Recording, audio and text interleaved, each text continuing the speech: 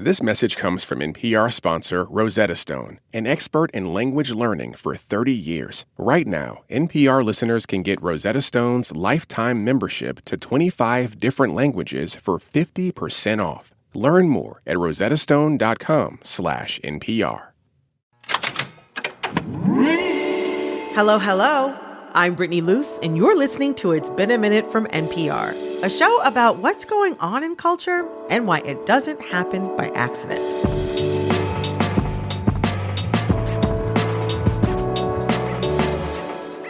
A quick note before we start today's show. You may have heard that President Trump has issued an executive order seeking to block all federal funding to NPR. This is the latest in a series of threats to media organizations across the country. Whatever changes this action brings, NPR's commitment to reporting the news without fear or favor will never change. Even as paywalls rise elsewhere, we offer this vital resource to everyone, regardless of their ability to pay. This is a pivotal moment. It's more important than ever that every supporter who can contribute comes together to pitch in as much as they are able.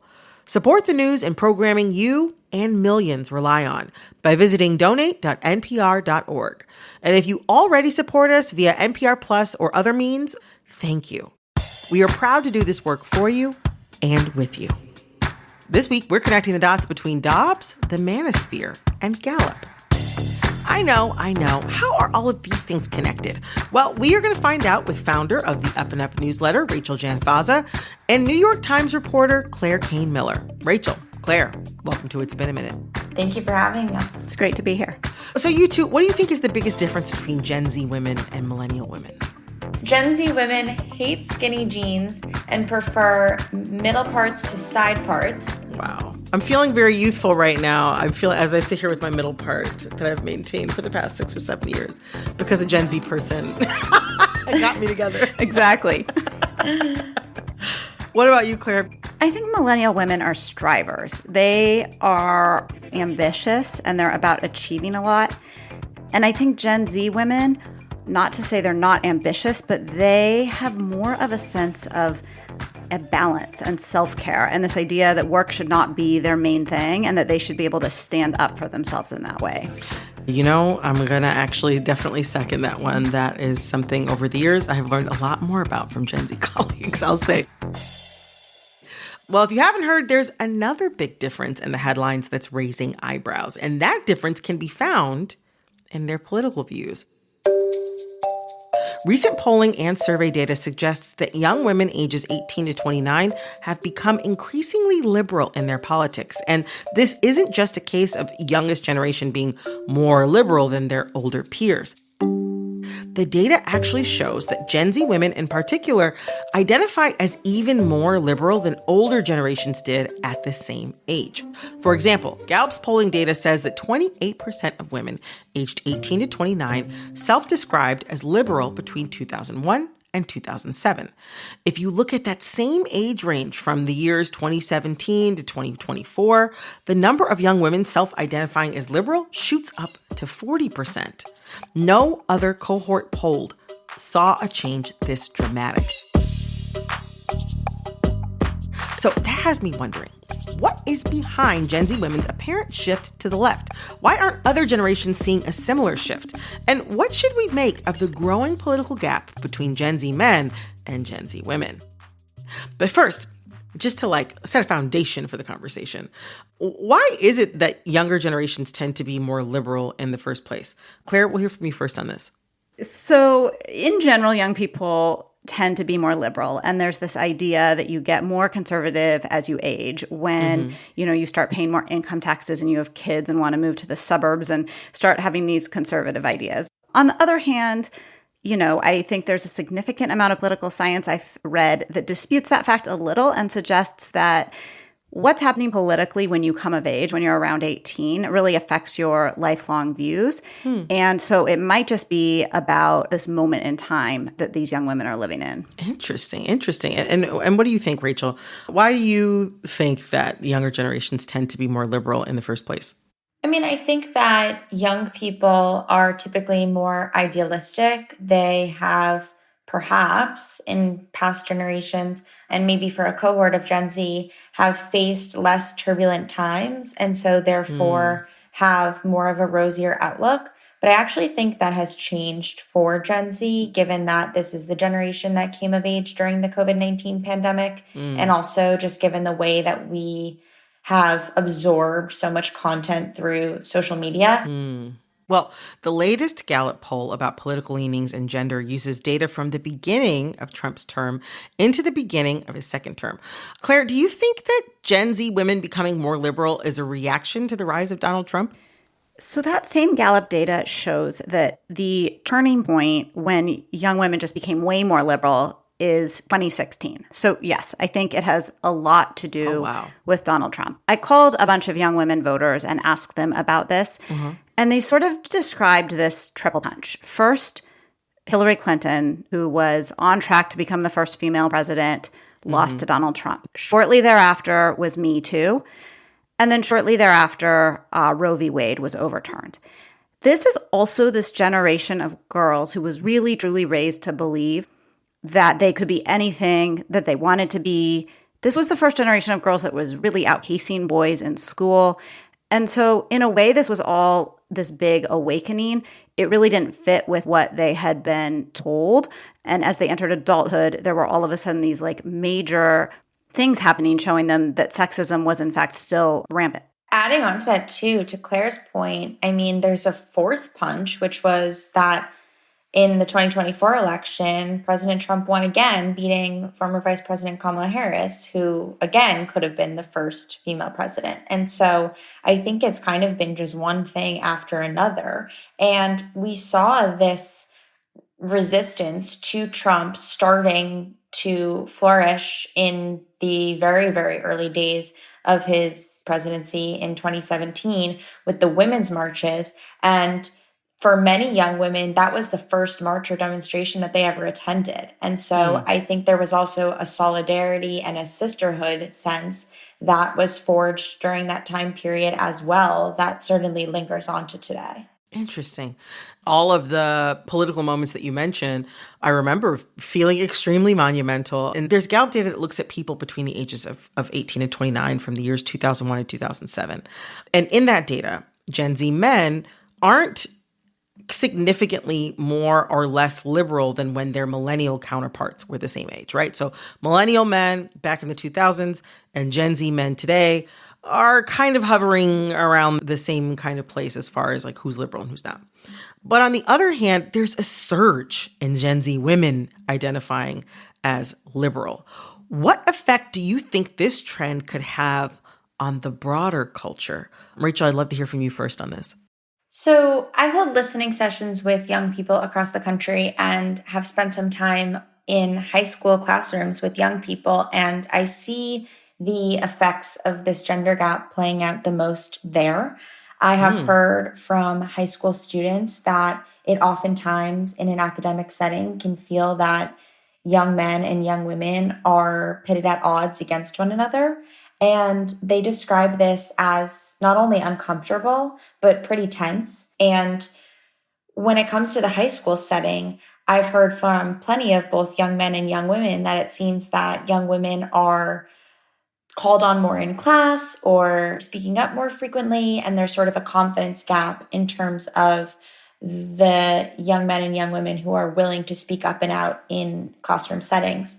And so I think that, you know, if that's the foundation for which young men and young women are coming to understand themselves and their gender, it sets up a pretty rocky future for dialogue and collaboration between these two genders. And unfortunately, I think that there's a gender war really unfolding here.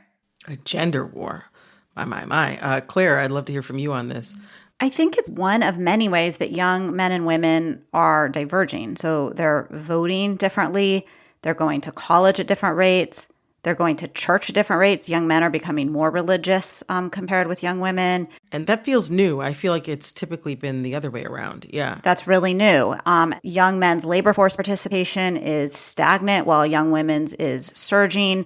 Young women are more likely to be partnered. There's just so many ways in which their life paths seem to be diverging. I think this has effects for dating and family formation, and also just for a general sense that we are all moving in the same direction, that we want the same things, and that we're pushing towards sort of the same goals and outcomes. Coming up, a theory on the political divide within Gen Z itself. There was a Yale Youth poll that showed this split as well, with younger Gen Z leaning more conservative. What caused it and how it potentially impacted the 2024 election? After this quick break. Support for this podcast and the following message come from Mint Mobile. Summer is just around the corner. You may break a sweat, but don't break the bank. Get your summer savings at Mint Mobile. Shop premium wireless plans for just $15 a month at mintmobile.com/minute. Upfront payment of $45 for 3-month 5GB plan required. New customer offer for first 3 months only, then full price plan options available. Taxes and fees extra. See Mint Mobile for details. This message comes from Schwab. At Schwab, how you invest is your choice, not theirs. That's why when it comes to managing your wealth, Schwab gives you more choices. You can invest and trade on your own. Plus, get advice and more comprehensive wealth solutions to help meet your unique needs. With award-winning service, low costs, and transparent advice, you can manage your wealth your way at Schwab. Visit schwab.com to learn more. This message comes from The Hartford. Every day, they create unique risk solutions for unique businesses. They understand the challenges businesses face today and are ready to anticipate the risks of tomorrow. Their teams know the ins and outs of specific industries, so The Hartford can help provide insurance solutions for midsize and large businesses. If a business needs it, chances are they've got it and get it. Connect with your underwriter at The Hartford or visit thehartford.com. Support for this podcast and the following message come from Dignity Memorial. When your celebration of life is prepaid today, your family is protected tomorrow. Planning ahead is truly one of the best gifts you can give your family. For additional information, visit dignitymemorial.com. Rachel, you've done some interesting analysis on the political divide within Gen Z itself. I am so riveted by this. Your research suggests younger members of Gen Z are actually a little more conservative than their older counterparts within the same generation. What do you think is behind that? Yeah, and there's been recent hard data that backs this. There was a Yale Youth poll that showed this split as well, with younger Gen Z leaning more conservative. I think it really is reflective of how old a member of Gen Z was during the time of the COVID-19 pandemic. And I call these two cohorts Gen Z 1.0 and Gen Z 2.0, with the cutoff being who had graduated high school before the start of the COVID-19 pandemic, because in many ways, students were guinea pigs during the pandemic, and the ones who felt the intimate realities of the lockdown, social distancing policies, masking mandates, school closures, school reopenings, discrepancies between the two. And so young people just became more resistant to authority, and that coincided with Trump and him being so outspoken against authority, against the system. And once Trump was out of office and the Biden administration was really the one dealing with the end of the pandemic and the reopening of society, the person to blame, or the party to blame, for many of these policies lingering on were the Democrats in many cases, certainly in liberal cities across the country. Really interesting. We've discussed on this show plenty of times how outcomes educationally, professionally for young men have really changed in this past generation. But it makes me wonder, like, Rachel, what are young men saying in your listening sessions, like, about how they feel in this particular moment and how that informs their political leanings? So I've had a lot of young men tell me that when it comes to social dynamics and political dynamics, they have for a while, amid a movement for women's rights and rights of all people felt that they've been left out of the conversation. And I think we saw this play out most during the 2024 election, when I heard from so many young men saying to me that they felt like the Democratic Party didn't want them there or wasn't speaking to them, in part because the Democratic Party was championing not just women's rights, but LGBTQ rights and reproductive health care access and abortion access. And while they could have been brought in as allies and been, strong leaders in the messaging around these topics, I think that young men felt like they weren't supposed to be a part of the conversation. And I don't think this always comes from a place of poor intentions. I've heard from young men, and this is really interesting, who say that they understand that men have always had the opportunity to speak and that women haven't. And so when it comes to issues that affect women, they feel like they shouldn't be the spokespeople for that issue. And so if you look at an issue like abortion access, I've heard from plenty of young men who might be pro-choice, who might believe in women's rights to abortion. They said that because the issue doesn't directly affect them in their body, they felt as though they shouldn't be outspoken about it, and therefore it wasn't necessarily an issue that they were prioritizing in the presidential election. I'm also thinking about some of the reporting that you've done, Claire, and also some of the research and conversations that you've had, Rachel, where young men that you've spoken to say that what made them want to vote for Trump, like the economy, even if the Trump campaign's economic propositions were a bit hollow or unclear. And so I'm wondering, why would Trump be so appealing to these young men, even if his platform didn't necessarily speak clearly to their concerns, or their concerns might have been more addressed by a Democratic platform?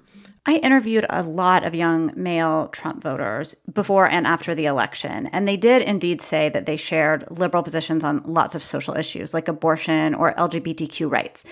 They also said they weren't voting on those issues because they felt they were sort of taken care of, that abortion was now left to the states, that LGBTQ rights, had more or less been achieved in their point of view.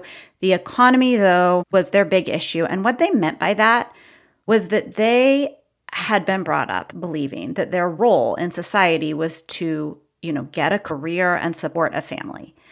And they were very worried that they wouldn't be able to do that. They also said things to me like, all I want is for my wife to be able to have free healthcare to have a baby and for the minimum wage to be $15 where I live. And I pointed out to him that those are both Democratic issues. Those aren't Republican issues generally. But I think what the Trump campaign offered is it spoke directly to these men. Several young male Trump voters who said, he talks like us. He talks like we do on a construction site. And they said to me, look, I don't like his sexist talk. I don't like the way that he denigrates people, but he does just talk like a normal person. He talks like one of us. So they felt seen, even if not by his policies, by, his recognition and his campaign and the whole world around it, their recognition that these young men exist and that they have these concerns. So they felt seen by his delivery. Yeah, in many ways by his delivery and, who he surrounded himself by and how he went to reach them, which is, where they were at online. Interesting.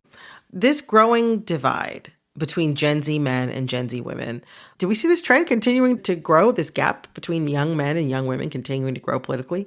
I think young women are going to remain pretty liberal. They moved so far to the left in such large numbers that I can't imagine them changing a lot. We have seen that approval for Trump is decreasing, and it's decreasing a little more for young men than for other groups of men in the polling that I've seen. The economic uncertainty that this administration has brought for these young men who are just starting out careers, who are maybe just starting out, graduating or investing for the first time or trying to start a family, this kind of economic uncertainty for those men who voted for him because of prices and the economy, I think is proving to be unsettling. But I think the bigger change would come from politicians in general, including those in the Democratic Party, speaking directly to young men, acknowledging that this is half the population, that yes, women's rights are under attack, that yes, women, have historically had fewer privileges than men, and, that they definitely need to be supported and spoken to, but that so do young men, and that they have a lot of concerns right now, that they're falling behind in all the ways that we've talked about, and that there are policies that can address that.